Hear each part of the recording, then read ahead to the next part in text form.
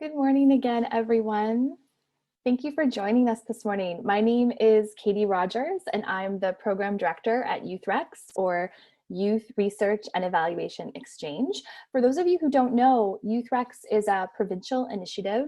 We are based at York University in Toronto, and we provide resources and supports to Ontario's youth sector, primarily grassroots youth workers, through opportunities for sharing knowledge, resources, professional development, and capacity building. And we offer supports to programs that are thinking through how to integrate evidence into their design and development and how to evaluate the impacts of their work. This conversation this morning is the 6th installment in a series that we have been hosting throughout the summer on reimagining youth work in a COVID-19 era. We've spoken to programs working with different youth populations in different parts of Ontario to discuss some of the challenges they're facing as a result of the pandemic, and also some opportunities that have emerged and where folks are finding hope in their work with young people. So thank you for joining us for today's conversation. I want to start with a land acknowledgement. Now, we acknowledge that there are folks joining us from territories all across Ontario, Canada. We even have some folks joining us today from other places in North America. We do think that it is important to take a moment to reflect on our individual and collective histories on these lands, these histories of colonization. And YouthREX's land acknowledgement is based on the fact that our provincial office is located at York University, and both YouthREX and York University acknowledge their presence on the traditional territory of many Indigenous nations. The area known as Toronto has been caretaken by the Anishinaabe Nation, the Haudenosaunee Confederacy, the Wendat, and the Métis. It is now home to many Indigenous peoples. We acknowledge the current treaty holders and the Mississaugas of the Credit First Nation. This territory is subject of the Dish with One Spoon Wampum Belt Covenant, an agreement to peaceably share and care for the Great Lakes region. And if you would like to acknowledge the land on which you live and work, please feel free to do so in the chat. We welcome hearing from you. Just a few housekeeping notes, for lack of a better term. Today's conversation is being recorded. We are not able to offer closed captioning or sign language interpretation, but we are able to offer a transcript to those who require it after the fact. The recording will be on the YouthREX website in our Knowledge Hub, which is an online library featuring over 1,300 resources connecting shared knowledge to youth work practice. And this conversation, as I said, is the 6th installment of a series. And our hope is that we will continue having conversations like this going forward. Over the summer, the context in which we work have changed and evolved. And I think today's conversation will be reflective of that. So now what I'd like to do is bring out today's guest co-facilitator, my colleague Corliss Bean, and I'll have Corliss introduce herself. Excellent. Thanks so much, Katie. I'm really excited to be here today, so thank you for inviting me. To introduce myself, I guess I'm wearing a few different hats today. So as my title and my name says, I'm an assistant professor within the Department of Recreation and Leisure Studies at Brock University. I also am a member of the academic network at YouthREX. So for the past 3 years, I have been the research and evaluation specialist and have run 2 of YouthREX's online program evaluation certificates. So some of you that are on the line today might recognize me from there. And more recently, I've transitioned to that academic network position. So maybe before I dive in and introduce our other guests, maybe to give a little bit of context about our partnership and our working relationship. So I started working with the Boys and Girls Clubs of Ottawa over 10 years ago when I was actually just a little undergrad student at the University of Ottawa. And I wanted to do an undergrad research project, loved the work that they were doing. So reached out and connected with Adam there. And it turned into a really great collaborative partnership that I had actually sat on their program committee for a couple of years during my PhD. And I found that our relationship and our partnership is a very meaningful and mutually productive partnership. So maybe without further ado, I'd like to formally welcome our panel members. which we're really excited to have join us today. So please welcome Adam, Laura, and Maggie, and I'll let you guys all introduce yourselves. So maybe Adam, if you don't mind, maybe take it away. Sure, my pleasure. Welcome, everybody. Thank you for taking the time to hear this conversation. I'm super excited to be on here with YouthREX and you, Corliss. Of course, it's been a tremendous and awesome partnership for sure for many years. So very exciting and looking forward to this piece. I'm CEO of the Boys and Girls Club in Ottawa. I was a member of the club. I grew up going to the club, and now my dream has come true, and I get to share my passion with all of you today, but the rest of the city. So thank you for having me today, and looking forward to it.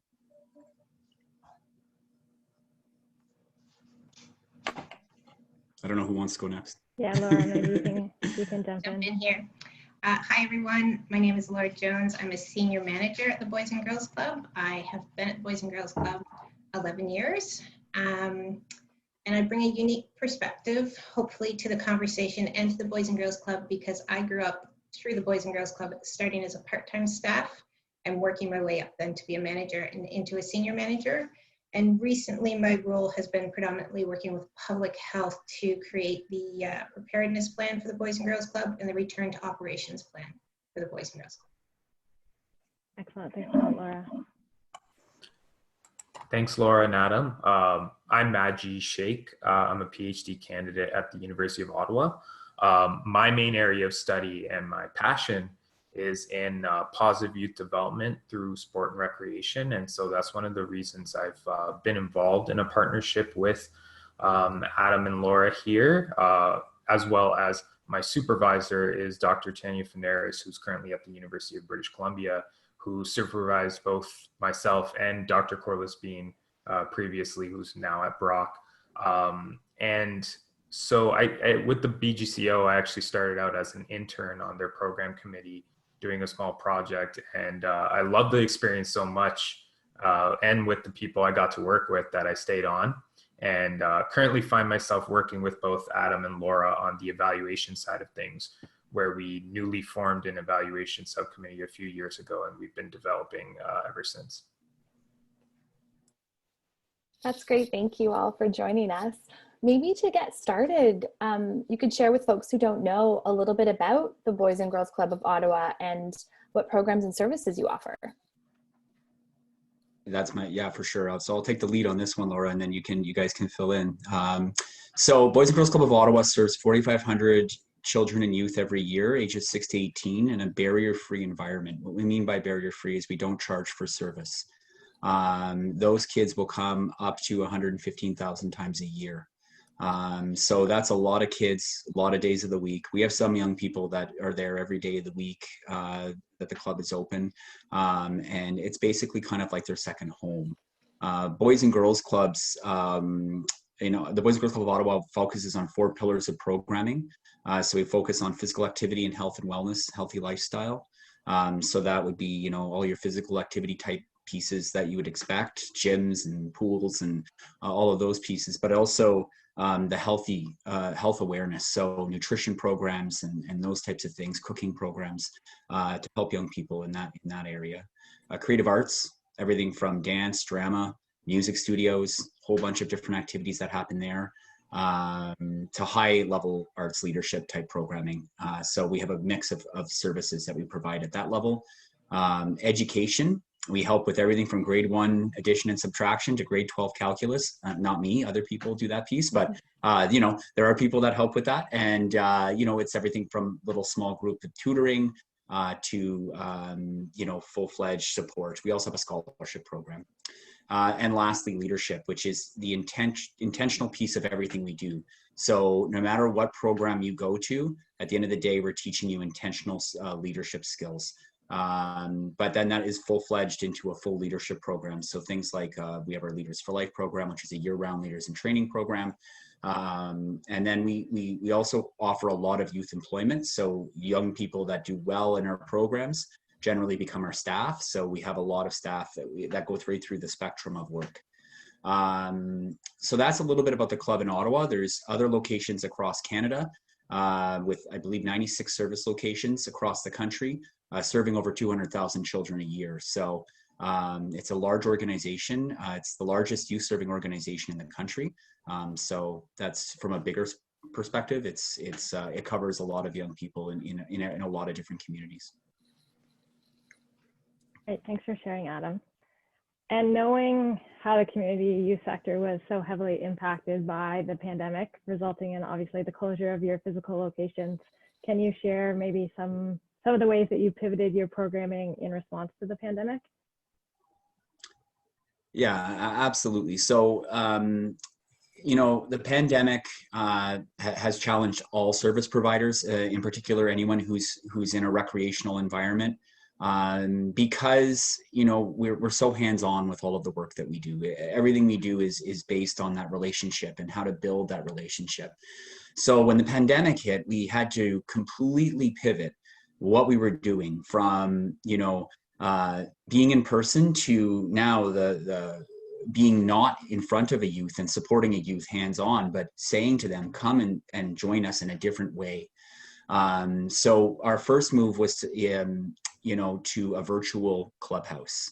And what that was individual programs that we offered on a weekly basis to ensure that young people had access to the staff that they know and love. So, you know, it's a pretty cool opportunity for young people to connect and really on a weekly basis understand that they still have access to programs.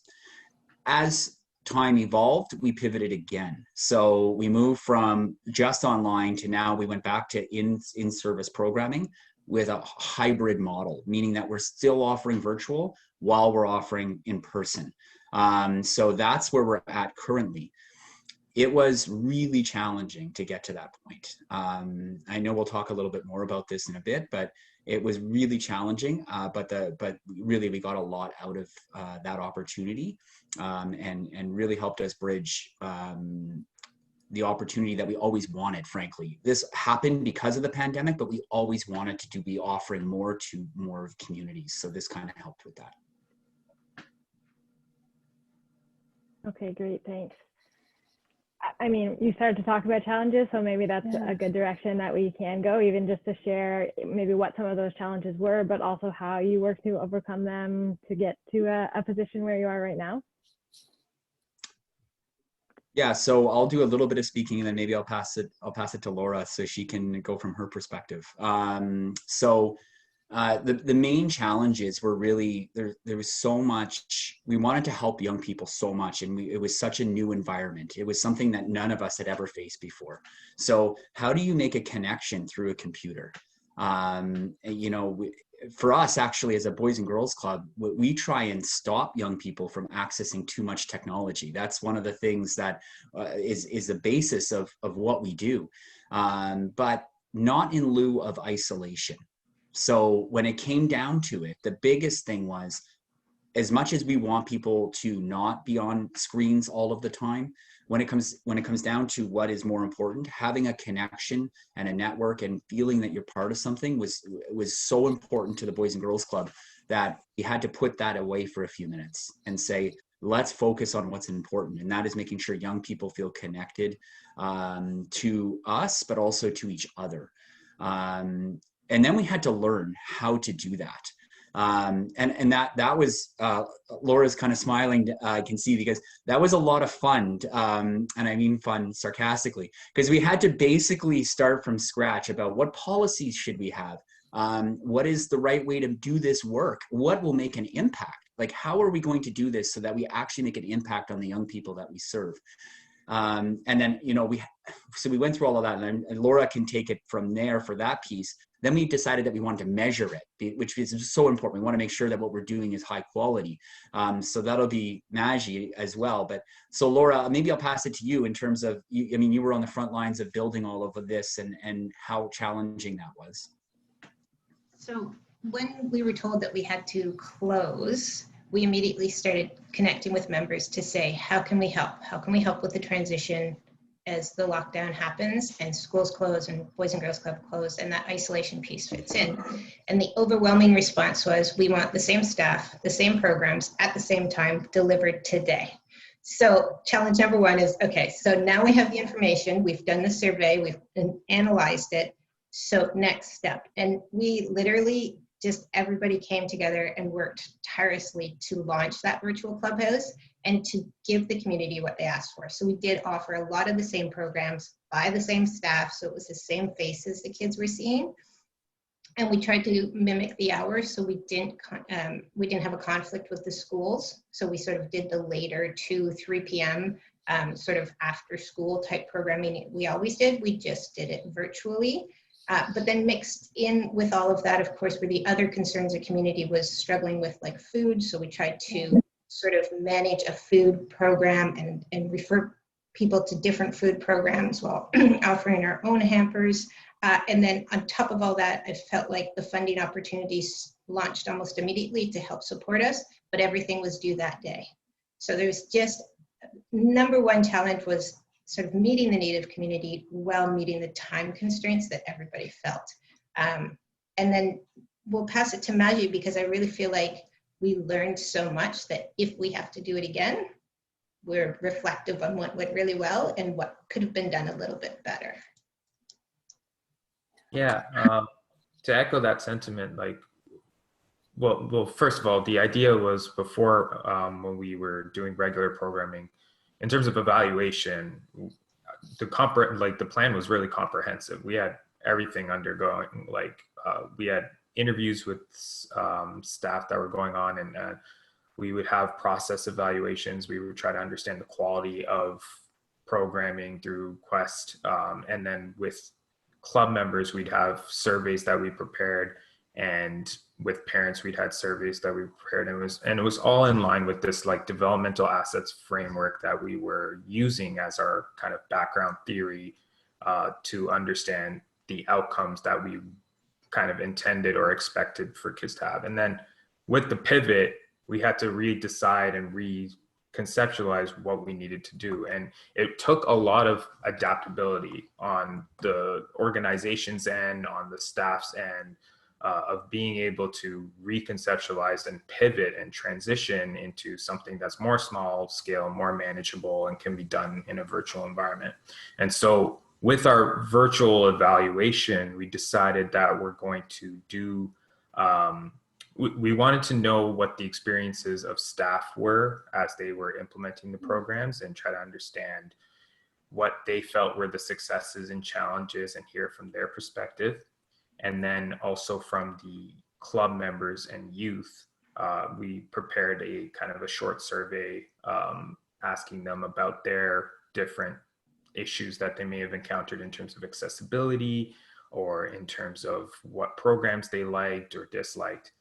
And so I can actually share my screen of some of the findings that we had. So it's so interesting to hear you talk about not only trying to understand how the young people you're working to support are impacted by the changes, but your staff as well. That's a really important source of information to understand how you can learn from what you're doing. Absolutely. And I'll point it out again, but like the idea was the biggest success was for, I'm just trying to switch this slide here, was the adaptability of the staff and the organization. And so when we spoke to staff, we talked about how, or they related to how that they had to have the strength and kind of the resourcefulness to be able to transition what they would do in person to a virtual environment. And it was completely new for everybody. And not one staff member that we interviewed had any experience doing any sort of online work, but they all kind of applauded the idea of the organization being able to return to virtual programming. And in terms of expectations, there were some apprehensions and hesitations because they didn't know what it would look like. But of course, given the youth workers and staff, like their kind of passion and capacity to be able to work with youth and children, they kind of pushed through it and used that as their motivation. And so a lot of them were really excited to start and do this kind of programming. And that, I think, carried over throughout their virtual program experience. So the one thing was adaptability, being able to move and transition. The second success that I would say was engagement. when they had kids who would enter their programs and they would sit in front of the screen, that 20 to 30 minutes that they would have them, they would be bang on, like showing as much enthusiasm as possible and trying to engage them through whatever means that they could. And so it seemed from what the club members have returned to us in their surveys responses that they really liked the programs and they rated them, the ones who were able to attend, and that the staff felt that it was a real success for when they had kids in programming, that the activities actually worked a lot of the time. So that was a really big thing. Activity planning. So the staff really reported success in terms of being able to create activities. So a lot of them would collaborate with each other. And that also ties into staff coordination. So it would be about 2 to 3 staff on each program. And they did a really good job of coordinating with each other before and after they would implement their sessions to either reflect on what went well or what was a little bit challenging within each session, but also to be able to plan and set goals for the next session and plan activities that way. So that was a really good success. And some of the ways that they did that was through gathering a lot of these staff just have a lot of good resourcefulness. And so they were just able to gather resources based on their past experiences, but also from like consulting YouTube, the internet, and some of the activity books that they may have had previously, as well as also just asking kids what they wanted to do in the programs. And so some of the successful programs that they were talking about were like things like the scavenger hunt was a hit for kids, and they would get kids to just go around, run around in their house and try to find things.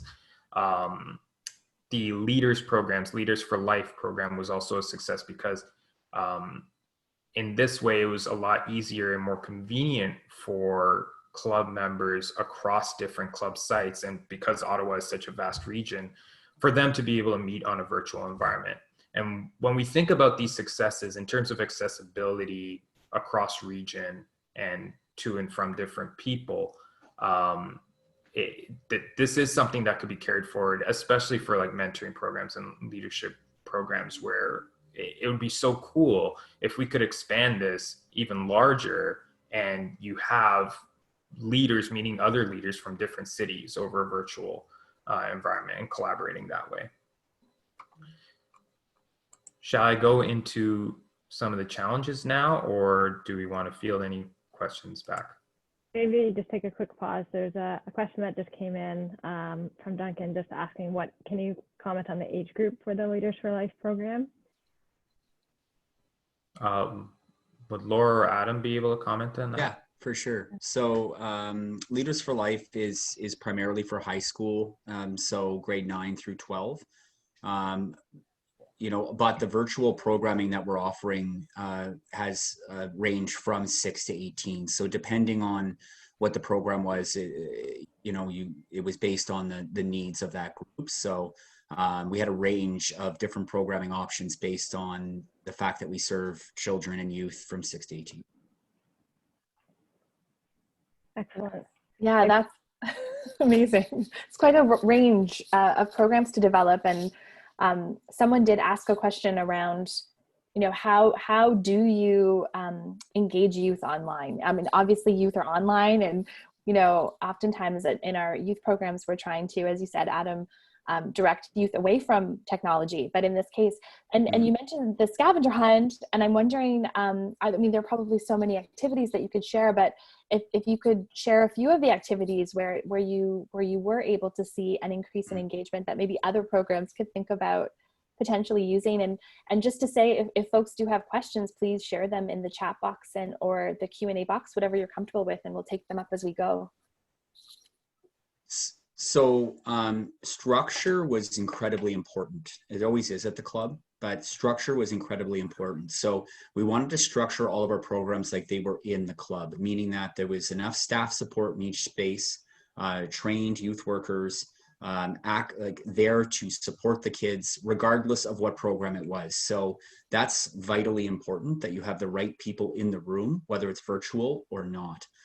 So so once we start with the process piece, because the individual program, in my experience, it's not so much about what you're offering, but who's offering it. What kind of level of engagement are you going to see? So for example, the scavenger hunt, why it was so incredibly successful is because we had the right person offering the right program to the right kids. And it could be any kid, but you know, there was 20 kids that every week wanted to take part because they would see their favorite staff member acting fun, acting crazy, acting engaged, and asking them to go around their house and telling them about their favorite things, right? We all know that young people and everybody really, what's the one thing they want to talk about? Themselves, right? So go and find your favorite stuffed animal, right? And it sounds simple because it is simple, but it's the intentional piece with that is that we're building relationships.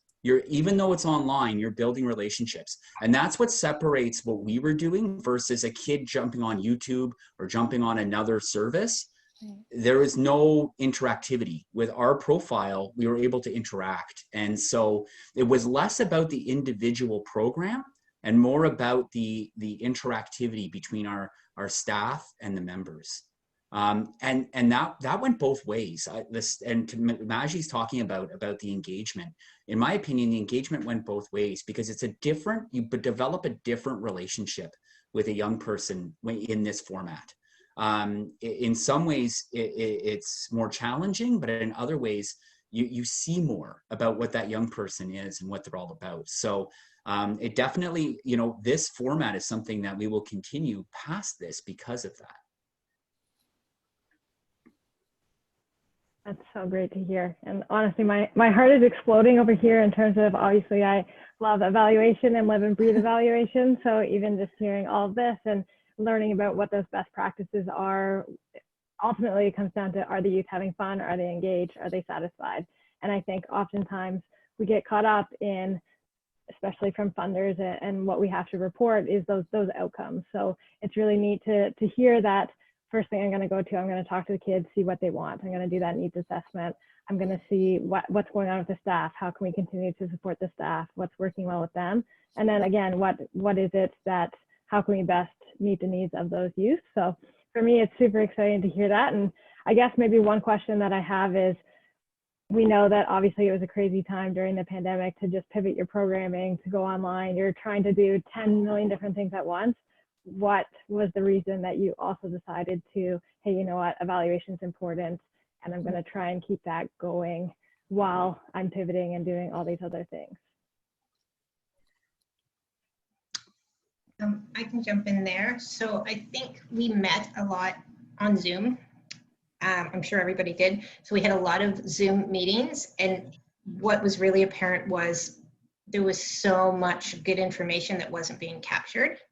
And so the feedback piece, and so that's when I reached out to Maji to say, Maji, can you please help? There is so much good dialogue going on, but I don't feel like we're capturing it. And if we don't capture it, how are we going to learn from it? And how are we going to use it to improve, you know, when we return to programs and then as we build the virtual clubhouse? So it sort of came from those meetings when I was listening to the staff. It was the one time that we had the entire Boys and Girls Club program staff on meetings, because typically we do clubhouse meetings and then senior meetings. These Zoom calls had everybody on them, and so I could hear everybody's thoughts, concerns, so valuable. And then what do I do with it? I'm not going to remember anything. Took enough sticky notes that I finally stopped and said, okay, enough with sticky notes. Let's reach out to Maji. He can package this so that, you know, we can hear what they have to say, we can record it, we can analyze it, we can evaluate it, and then we can apply it and use it as we carry on. Yeah, and echoing the same thing here, from my approach, it was like, we don't know anything about virtual community programs and children's programs. And so we can't even draw from many sources. So it was really important that, because the Boys and Girls Clubs of Ottawa were doing this, they are the only, they are the reason or the means to be able to find out best practices in this area. So we're actually the knowledge generators here. We can't just continue to try to draw knowledge from others. We had to kind of take that place. So that was really cool. Yeah, and I think that reinforces the importance of those academic community partnerships, right? And that they are mutually beneficial, that it's an untapped area of literature because we've never had to navigate it before. So as you said, we can't go to the literature and be like, here's a few resources to help you guys out, to get you guys off to the right foot, because it was uncharted territory at that time. So it's great for us as academics to begin to uncover and learn what's going on the ground, and what's working well, and how we're adapting, and then we can contribute to the literature in sharing some of those best practices as we pivot and navigate those new grounds.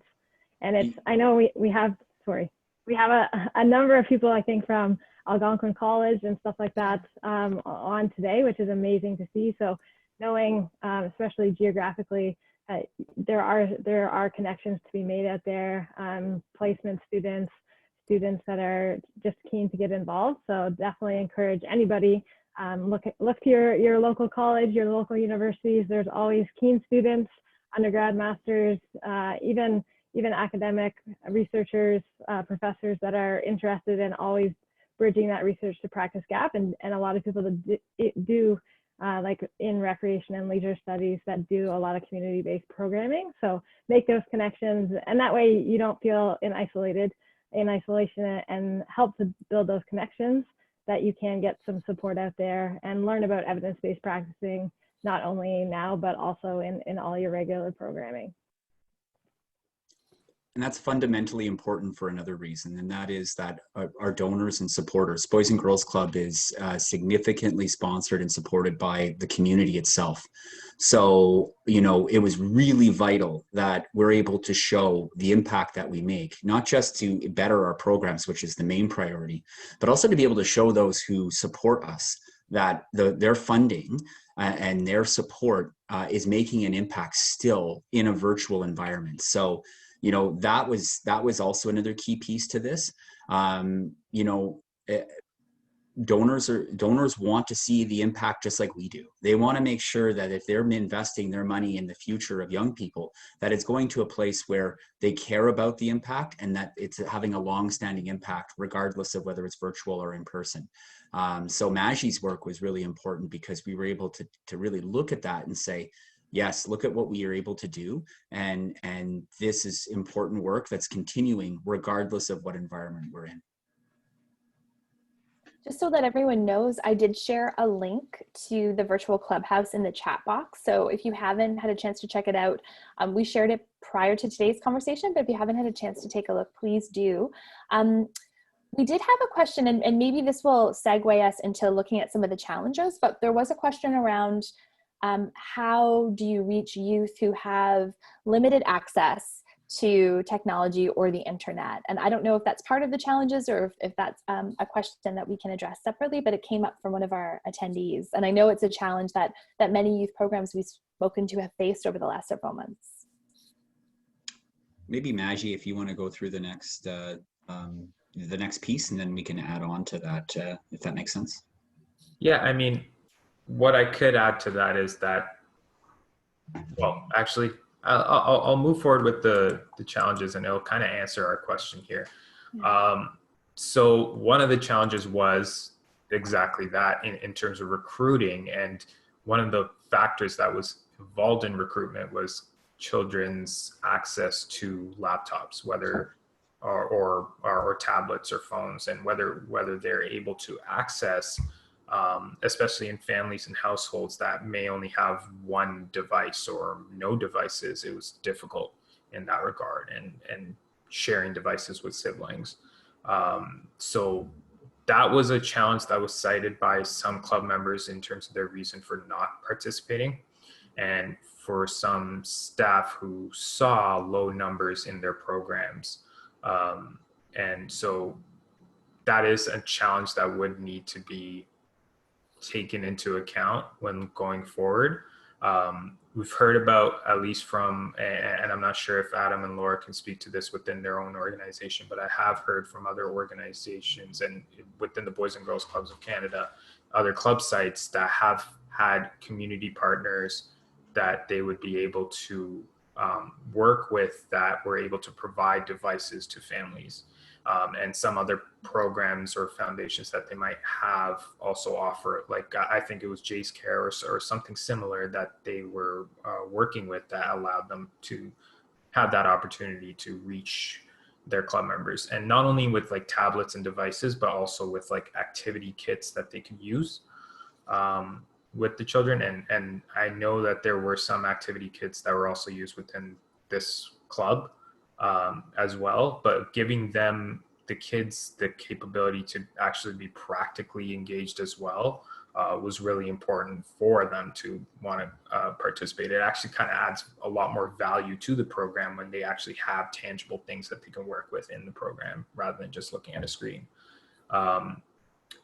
As well, there were challenges in retention too. So not only low numbers at the start, but also some of the numbers would wane or be inconsistent over time, especially with the uncertainty and the changing public health regulations, with the stages opening up and more kids were allowed to be outside, or parks and other recreational facilities were opening, other programs were opening, as well as just the burden of, or the burnout associated with sitting in front of a screen and having to share screen time, not only after school, but also during school, and because they were in online learning environments through that means as well.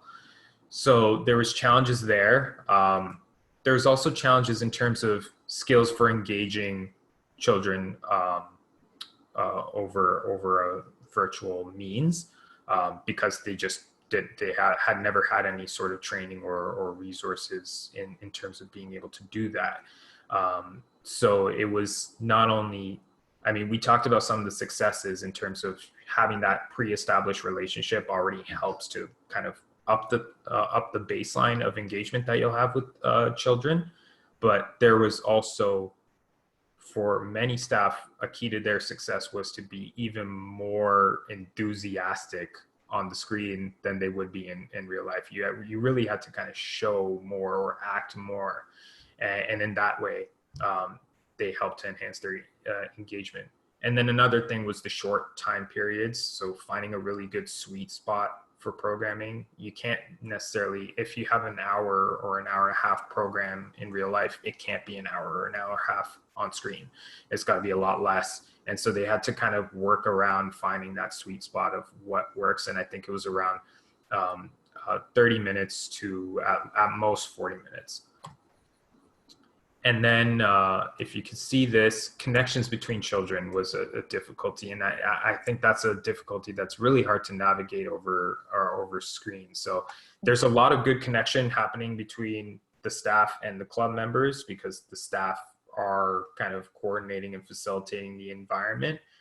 But because of the way Zoom works, like it's hard to speak over each other or speak with each other and have those interactions. And I think this also got better over time. So it was more of an initial difficulty with connections and kind of blank stares when attempting to do activities. But over time, of course, the more kids and club members were getting familiar with the Zoom environment, the more staff are getting familiar with the idea of using breakout rooms and kind of manipulating the environment to encourage more paired discussions or group discussions and interactions. It got better. So a lot of these challenges were able to be, I guess, changed over time in terms of just live engagement of children and youth.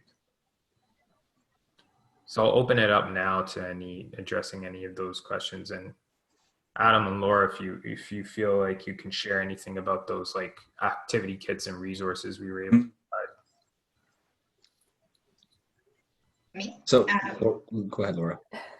So what I found was there was several grants that came out, from places like Best Buy that said, you can apply for a grant and we'll give you Chromebooks and you can hand it out to the kids that you feel are most in need. So we did sort of a blitz on grants to help support.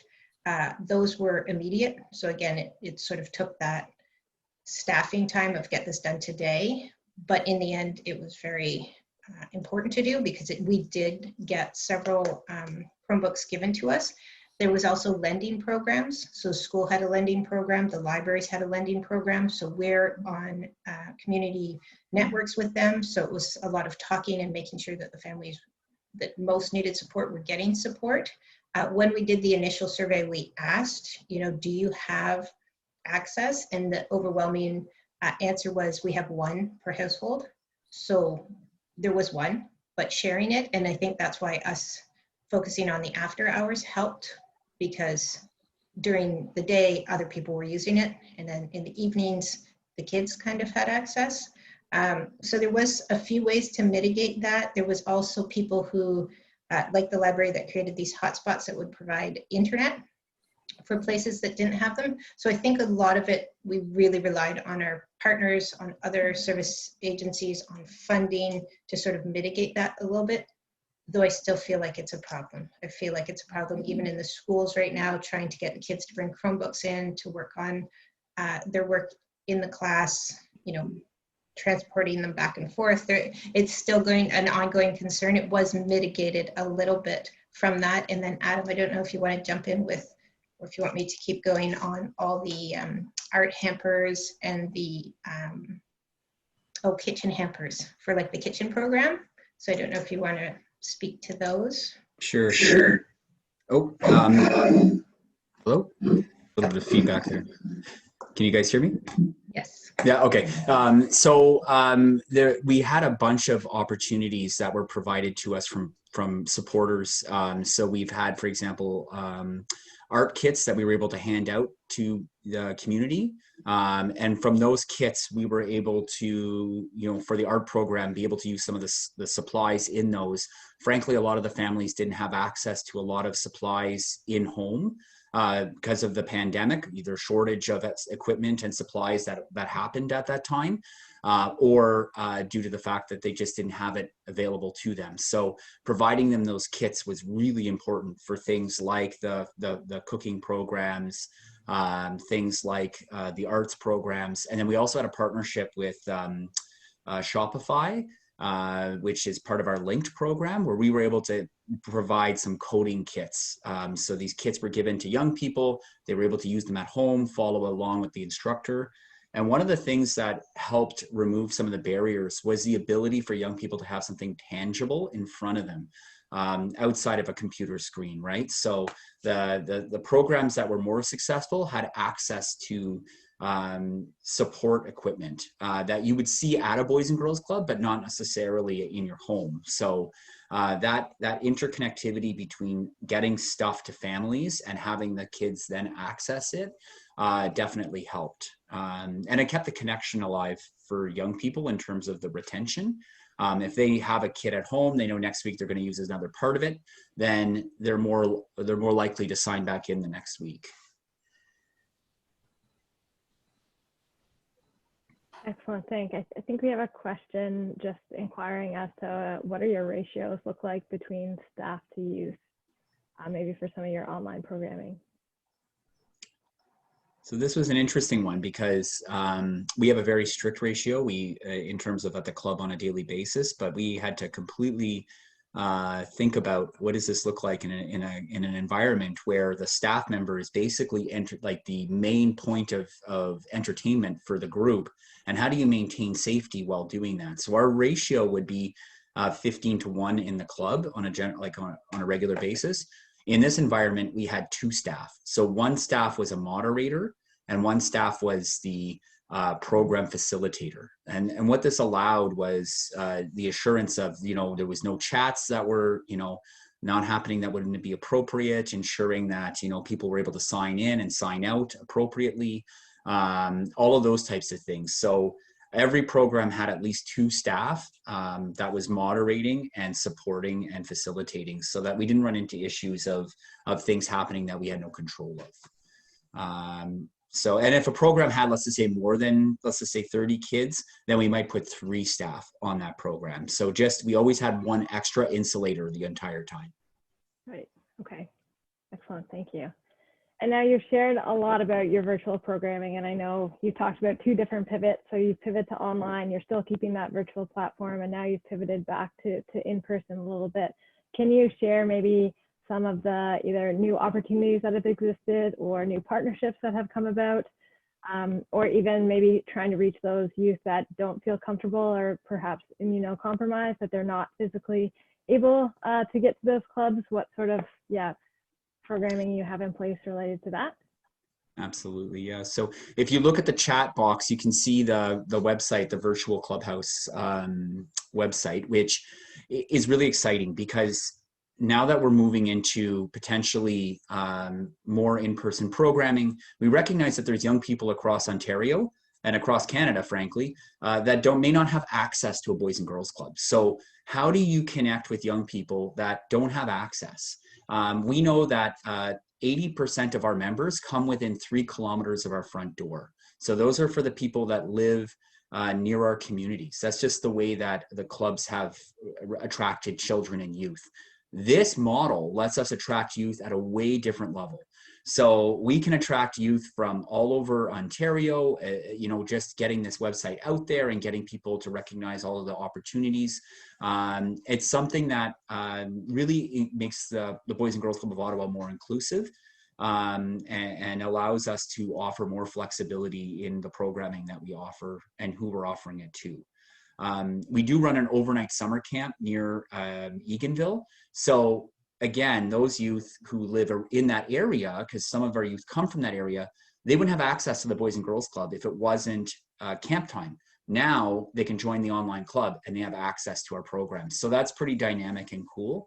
And maybe Laura, I don't know if you have anything else to add to that piece.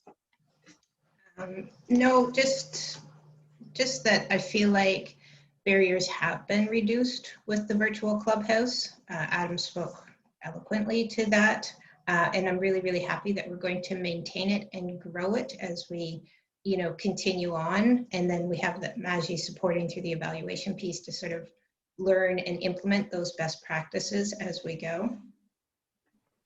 Absolutely. And can you speak a little bit about maybe your neighborhood ambassador program that I'm not sure if it's new or it's always been ongoing, but I was doing a bit of reading about it and got pretty excited about it. So I'd love to, I think it might be helpful for the other people on the call as well. Okay, so essentially what we had to do was recognize that the program that we always run needed to change. We have to constantly change in this environment. So in my opinion, in our opinion as the Boys and Girls Club, to be flexible is incredibly important.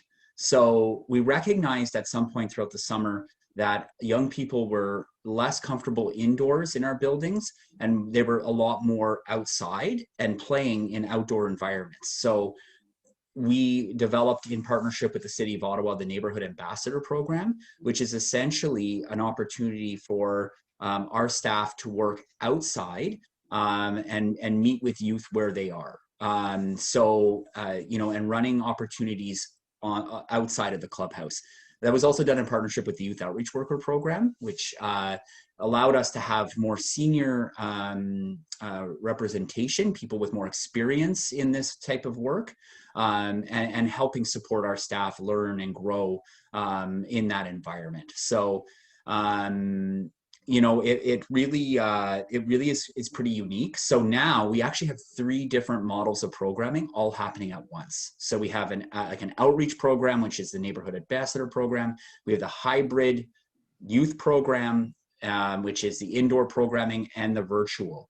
The other thing I want to mention about the virtual is we're moving towards, let's just say a young person doesn't have access to our building because we have limited numbers due to cohort sizes. We might be able to offer a program one week to a youth, and then the next week they would jump onto the virtual club to access the virtual program. Still connected to staff, still feeling the presence of the youth that we serve. So that's another avenue that we're looking at and exploring into the future. I wonder, we had a question come up around intervention, managing a virtual room full of young people, and you mentioned the model of the staff to youth ratio and having a moderator, we could probably have a separate conversation around all of the policies that you had to think through. But I'm wondering if you can speak for just a minute or two about some of like the key considerations in sort of moderating or managing a virtual room of young people, but also maybe some of the policy considerations that might be attached to that idea or that question. So I started with the policies, and we sort of came up with that sort of best rules and regulations of participation, and that we emailed out to all the participants and posted on our website. And it was around the sort of things that would resonate with kids, be courteous, be kind. It wasn't sort of the high level policy. So we started there to say, this is our expectations of you if you're going to participate. And then we put in some little bit more refined rules around this is what's acceptable and this is what isn't acceptable, especially around the chat box, and sort of around joking, because everybody knows everybody. So we did that. Then we got into some higher level of here's consent.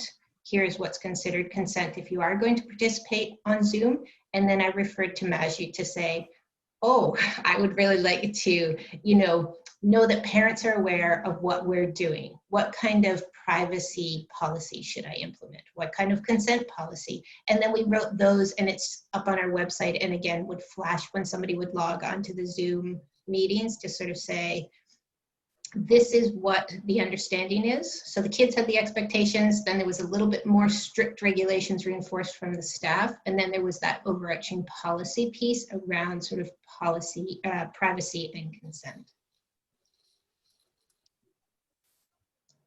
In terms of individual behavior, if there was ever a challenge, that's why there was 2 people on the call. So if there was, let's just say, an inappropriate chat or someone said something, we could have that conversation with that youth and support the staff that's running it. Because if you're trying to facilitate a program, especially in this environment, you can't stop and address a specific need. I think this is going to be a real challenge for our friends in the education system, just because they're going to have, we went through this piece and it's definitely challenging, but having 2 people on the call certainly supported our ability to support the room. Yeah, and from an evaluation standpoint, we didn't hear of any behavioral issues.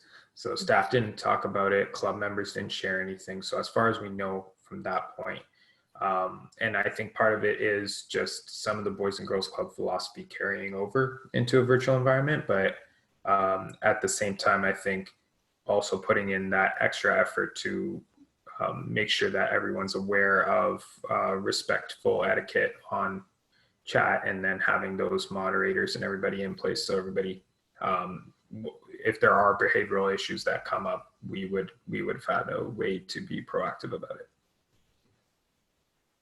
All right, I know we're coming close to the end of our session. So one question I always like to reflect on or ask as we're wrapping up is if you had one key take home or one key practical tip, practical strategy that you could share based on you being responsive and flexible in the work that you've done over the past several months, to share with the people that we have joining us. Can you all kind of take a minute or two to think about that and share? And Maggie, I'd love to hear kind of that evaluation perspective. And I think Laura and Adam, you both have very similar, but also very diverse different roles. So I'm really curious to hear your thoughts on those. So Laura, do you mind if I put you on the spot? And no, that's fine. So I have 2, actually. I know you said 1.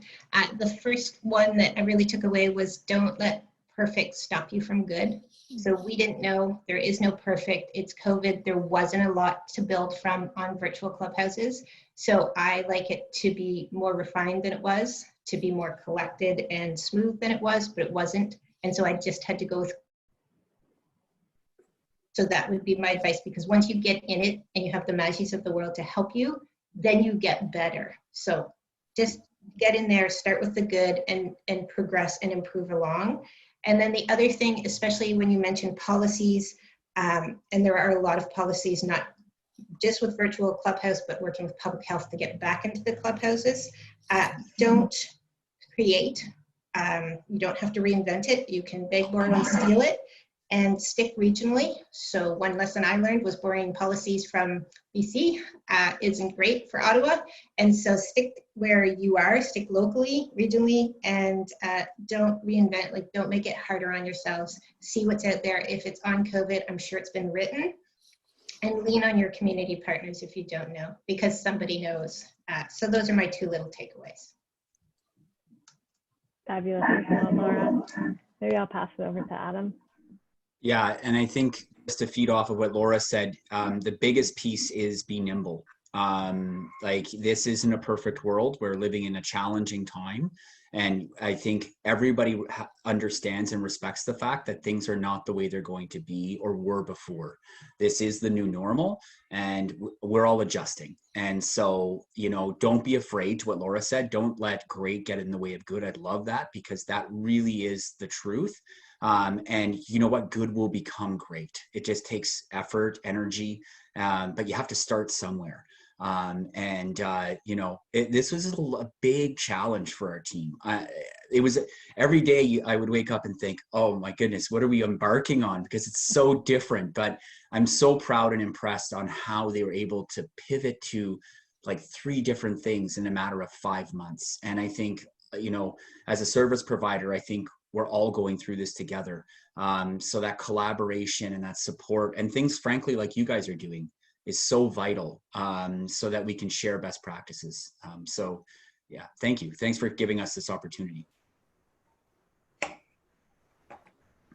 Yeah, thank you all for being here, and thank you so much, Corliss, for bringing this conversation to this series. It seems like a good conversation to kind of end this first installment of the series on, because you know we've learned so much from youth programs, and to sort of end hearing from your lessons learned and now developing this hybrid programming as we're reopening.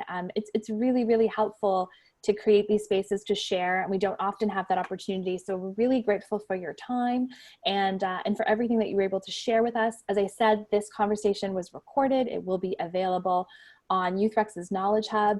I also want to encourage folks who are attending, who want to continue these types of conversations, to join REX Virtual Cafe, which is YouthREX's new online community of practice. We have discussions that are ongoing around how you reimagine your work during the pandemic. I'm going to share the links to both the Knowledge Hub and the cafe in the chat box. And we certainly look forward to connecting with you all going forward, how we can support and learn from one another. So thank you all again for joining us today. Thank you. Have a wonderful Thursday afternoon. Take care. Thanks so much, guys. Take care. Thanks, everyone.